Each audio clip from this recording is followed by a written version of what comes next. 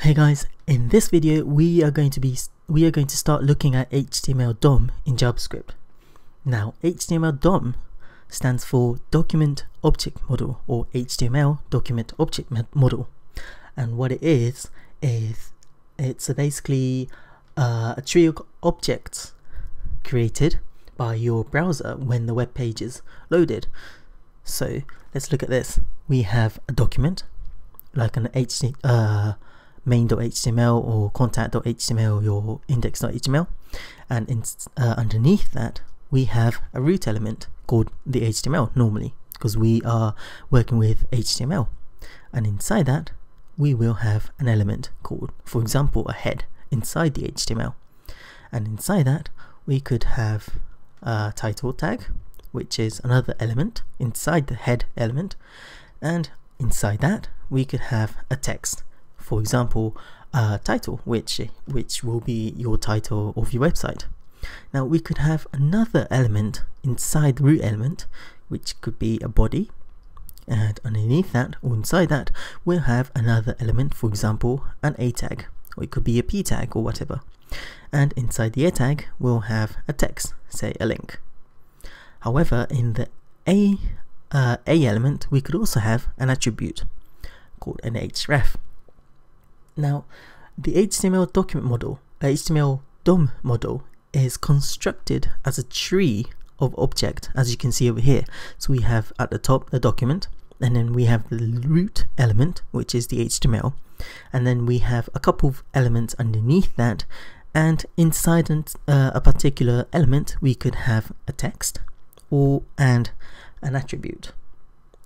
Now, what do you do with it? With the HTML document object model, JavaScript can create dynamic HTML. So with HTML DOM, you can change HTML elements in a page, change HTML attributes in a page, change CSS styles in a page, and react to events in a page. For example, button click. So what does this mean? It means that you can create dynamic HTML and a cool looking website with HTML DOM and JavaScript. Now, there are three ways of finding HTML elements using JavaScript in HTML DOM. Because you want to use JavaScript to change a specific part of your website, you want to first find which part you want to change. So there are three ways of doing that. The first one is using the tag name, for example h1. The second one is using the ID. For example, we have a P tag with an ID of text. And the third, we can use the class name. For example, we have a list tag with a class of left. Now let's see how we can write all these three ways of finding HTML elements.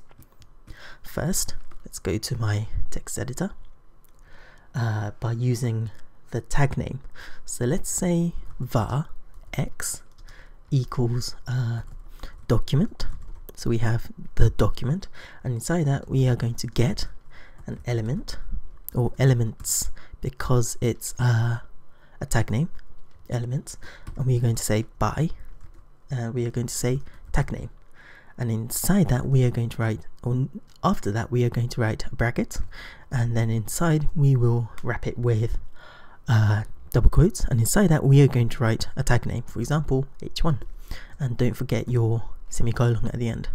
Now this is elements by tag name. Now the next one is using the ID. So we write document dot get element by and ID, and inside this we are going to write the ID name that you want to find. Now in my presentation I used, what was it, text for my ID, so let's use text here. So this is by ID, and the last one, var z, equals using your class name, document dot get elements by ID, and inside this we are going to write a class name. What was it, left? So by class name. Now let's look at these three carefully. They look similar, but the difference between these three is we are going to get an element by either a tag name, an ID, or by class name.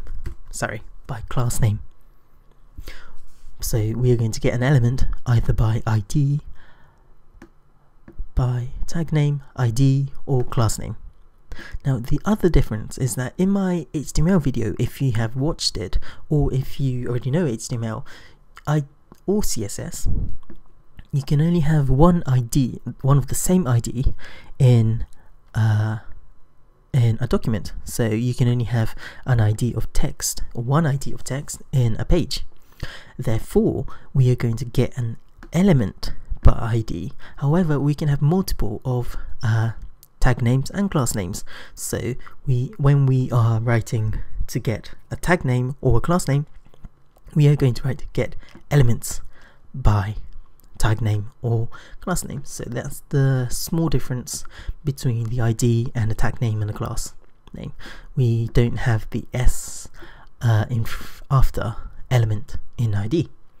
Now I'm going to be creating about a couple of videos dedicated to HTML DOM, because in order to play around and actually have fun and use JavaScript in practice, we need to know HTML DOM, because most of JavaScript, say for example HTML form validation, which most people actually learn JavaScript for the sole purpose of learning form validation for your website, the easiest way to create a HTML form validation is by using HTML DOM.